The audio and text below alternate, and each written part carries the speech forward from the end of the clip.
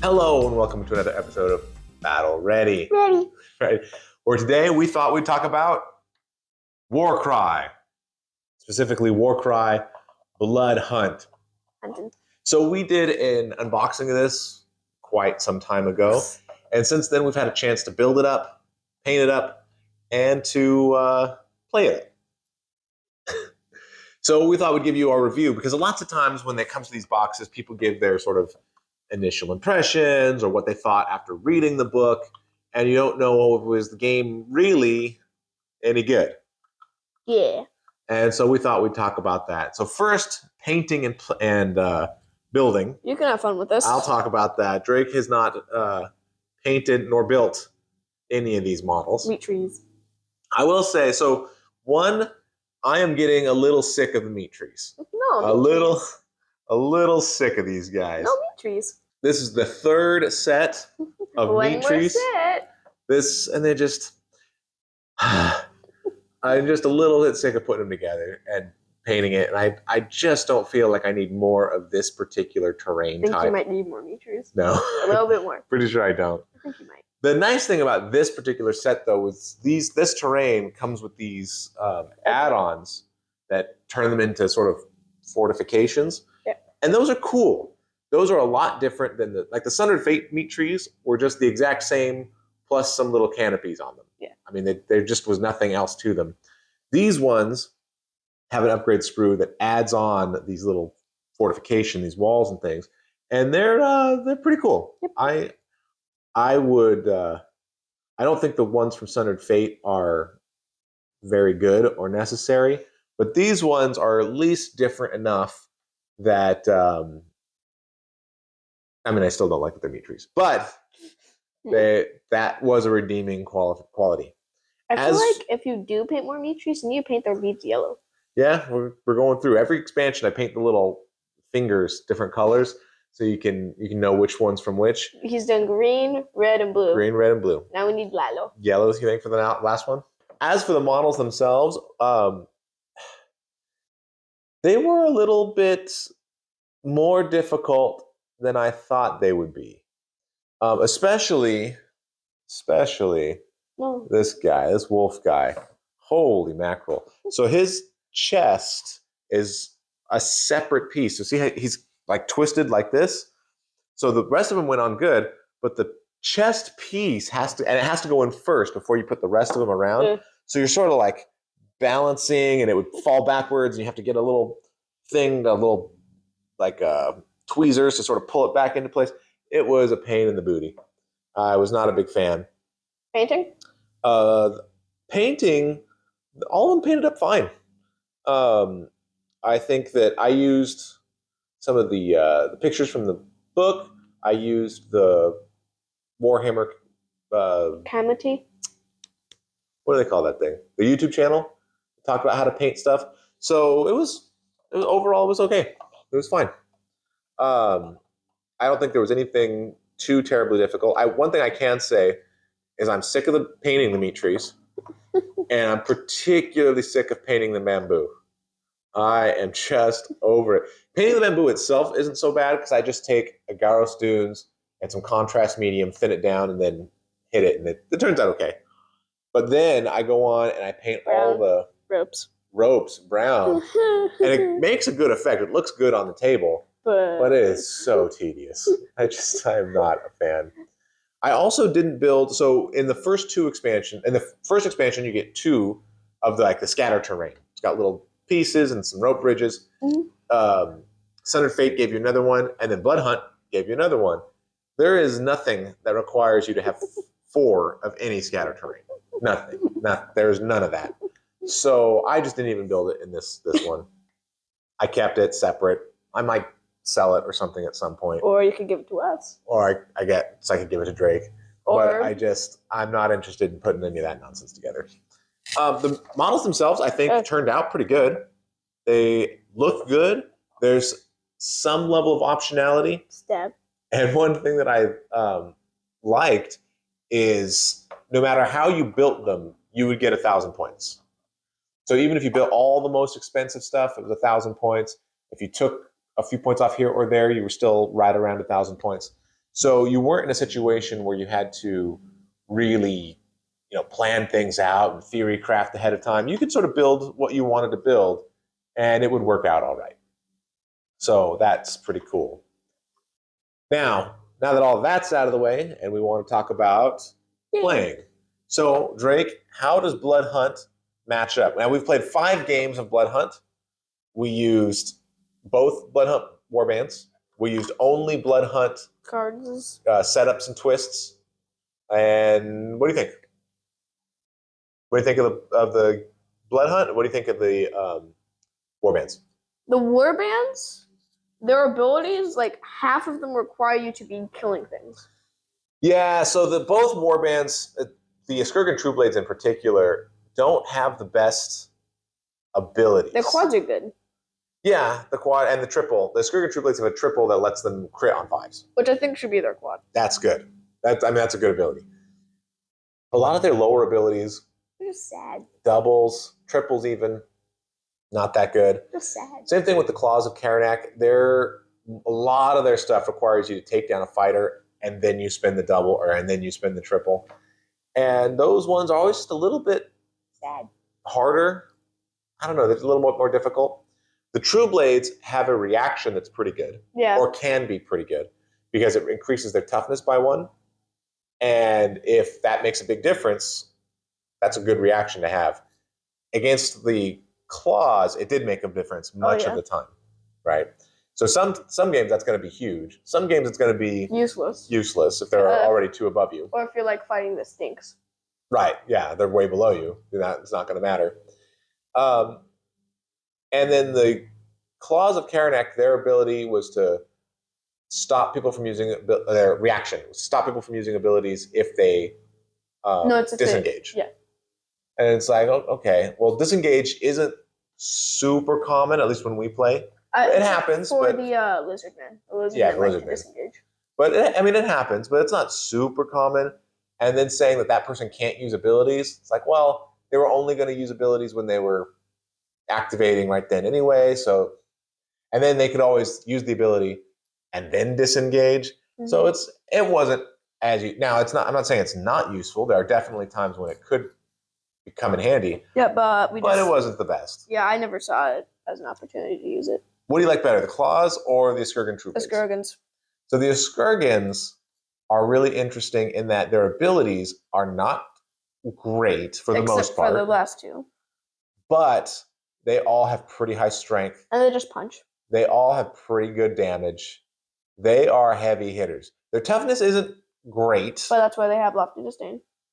But yeah, their reactions, they can increase their toughness. But if you set that aside, they are hit pretty good. Anytime you want to just go head to head and punch each other and see what's going to happen, the Skirgan True Blades are going to have a pretty good advantage with that. Mm-hmm.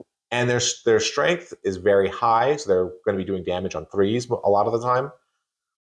They're pretty good, I would say. How do you feel about the Claws? No, you're not a big fan? Yeah, the Claws are... They seem like corn guys would be able to smack hard. They don't smack that hard. They don't smack that hard. Their damage isn't terrible, but it's not huge. It doesn't seem like they're corn. There's 4 out of the 8 of them.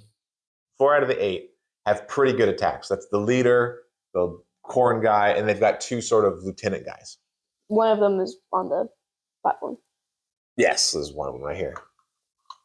But the other 4 are like little weenie boys, and they're not good. I shouldn't say they're not good. They have good range, so they can attack from far away, right? That's good. But they're just, their attacks are like 1s, 3s. I know. Or 2s, 4s, but they only get 2 attacks. Yeah. So, yeah, they're not as hitty as you would think. I think when it comes to the Claws, what you want to do is you want to have your 4 boys out there, maybe sitting on a back objective, maybe running up and getting into combat with somebody so they can't move away, and then they die. But it's like they wasted one of your battle rounds, right? And then you have your big boys, your leader, your hound, really get in there and try to do some work. So you really have to sort of separate out, and when you're thinking about your Claws, who are my sort of sacrificial Knives. Who are just going to go blood for the blood god and get their skulls taken, and then who are my real units that are going to hit hard. With the Eskurgan True Blades, they do have 3 little weenie boys, The little sword boys. little sword boys. But even they aren't that weenie. They're not that bad. They're not bad. They're like uber weenies. Yeah, they're not bad. Like the super weenies. And then they've got 5 Bonk good guys. I mean, the leader hits really hard. I think he's 4 6s. Yeah. He only has 3 attacks, which is a shame. But Bonk. but it's 6 strength, so he's going to hit you hard, Bonk. and you're probably taking between 8 and 12 damage. Bonk. Right. So he's good. The other guys all have their uses, their abilities. Mm-hmm. So they're overall just pretty solid. Like I said, they're if all you get are doubles, sad. It's not they don't have a lot of great just double use them powers. for the universal stuff. Yeah, the universal stuff is where you're going to want them. But like triples and they quads. do good. I mean, I think the Eskurgan True Blades might be the best warband to give to your friend that you're teaching Warcry. Because there's no shooting, right? Yeah. There's no really difficult to understand interactions. There's no trickiness where it's like, okay, I'm going to make this guy go, and I'm going to use this ability to make this next guy go. There's no sneakiness to them. Yeah. They just move forward. They hit hard. They're like ogres. Their reactions are, understandable. I think they're great. I think they're a solid pick. Yeah. Now, I don't know if we've played a total of five games, and Drake was the True Blades for 3 of them, and I was for 2. I don't know how high the skill level is on them. Maybe it's super high. I mean, we just haven't gotten there, right? But it sort of, once you've played them a couple times, you sort of feel like, oh, all right, I basically get these guys. Mm-hmm. The claws are a little bit different. I feel like the claws require, at least for me, maybe other people will get it quicker, but it required a little bit more time to learn them. I lost my first claw game. In fact, I think Drake won it super early. And then, but after that, I sort of started getting the hang of them. I sort of started seeing where they needed to go. Didn't you win the first claw game? Nope, you won it. Which one was it? I can't remember, but you were playing the True Blades. So overall, I think the Claws of Karanak are fun. I think they might take a game or two to really get into them, but I liked them. I thought they were pretty good, and they're not so fiddly. They have some sneaky fiddly maneuvers if you want to go that route. Fiddlesticksily. But they're not as fiddly as like the skinks, right? Where it's all about shooting and running and moving and getting out of the way and throwing people into combat, right? That's not them. All right, what about the missions? What do you think of the missions? And the twists from Bloodhunt? The twists didn't have as huge of an impact on the game as I thought they would. The twists were all pretty straightforward. It was all things like everybody does 1 more damage. Or pick a fighter. That fighter does more damage. Or one of them was your guys move slower. Yeah. Right? So they were very straightforward. Whereas in the base game and in Sundered Fate, sometimes the twists had a weirder impact. Yeah. Right? They added a whole new layer, a whole new rules. And the twists, at least the ones that we played from Bloodhunt, were mostly, that thing you're already doing? Do it more. Right? Do it more. It was just like, one time the Gnarl Oaks attack. Oh, yeah. That was sort of fun. So they're evocative and they're fun, but most of them are just like... Do it more. Changes. Do it more. Buffs, that sort of thing. Wasn't big changes. The missions I thought were all pretty good. Out of the 5, only one of them used objectives. That was the gore worm. That was never again. The worm starts coming up out of different places, and you've got to do attacks to try to kill it. 3 of my guys. The gore worm was on my team. It was my gore worm. But it was so. The missions I thought were all pretty good. All mostly involved killing people. They're very aggressive. So I think that overall, if you had to recommend somebody says, "All right, I love Warcry. I have Heart of Gur. Good job." My shop has both Sundered Fate and Bloodhunt available. What should I get? What would you say? Depends on what they like. Okay. Explain. Because if they like being able to finagle things, then I would say Sundered Fate. But if they just like punch and stuff, I would say Bloodhunt. Interesting. So it just depends on the person. Yeah, so certainly I think there are people that will prefer Sundered Fate, and that's certainly true. But I would say most of the time I would recommend Bloodhunt. Really? Yeah, the reason is I think the terrain's better. I think the war bands are better overall. And I think that the missions are better than Sundered Fate. The bonus I think rule, everything basically is better. the bonus rule for Bloodhunt is better than the bonus rule for Sundered Fate. What bonus rule? Like this one lets you make improvised missiles. Oh yeah, so if you're on one of these fortifications, you can throw rocks at people. And that is better than the Sundered Fate one, which is if you get in a very particular place, you can have cover. But yeah, I think this is probably better. And one thing that's nice about it is if you get the terrain cards and set it up, the terrain cards will use only terrain from Bloodhunt and base game. So Bloodhunt doesn't have any terrain cards that use everything. So getting Bloodhunt, if you're missing Sundered Fate, you're not going to be like if your missing. hand Sundered Fate, that's Bloodhunt. That's what that Go is? away. Go away. All right. Go away. So yeah, if you missed Sundered Fate, don't feel like you're out, right? First of all, you can buy those warbands separately if you're interested in the warbands, and probably even the terrain, although I'm not sure about that. But the important part is if you get Bloodhunt, you're not going to be missing out. Yeah. Overall, I enjoyed this one. This was a good surprise. After Sundered Fate, I thought, well, I'll just keep see what the next one is. This one sort of reinvigorated me. We probably will get the fourth one, Nightmare Quest, just so that we have the complete season. I will say, though, that as I'm just not interested in more meat trees, so I'm really hoping the terrain is a little bit different. More meat trees. More meat trees. But we'll see. We'll see what those are. We'll see what those warbands are and see if it still makes sense to keep this thing going. I mean, at this point, I have more than enough terrain for an AOS board. No, more meat trees. Trick loves the meat trees, meat I guess. Trees. We need the yellow leaves. That's the only reason I need meat trees. Yellow leaves. All right. Any final thoughts? I think we've covered everything. All right. Well, overall, I think we give thumbs up to Bloodhunt. I think it's a fantastic expansion to Heart of Gur. In my opinion, better than Sundered Fate. And hopefully, let us know in the comments what you think. If you've played Bloodhunt and if you have any thoughts about the war bands, the terrain, or anything like that. Otherwise, this has been another episode of Battle Ready. Yeah. Thanks so much for watching.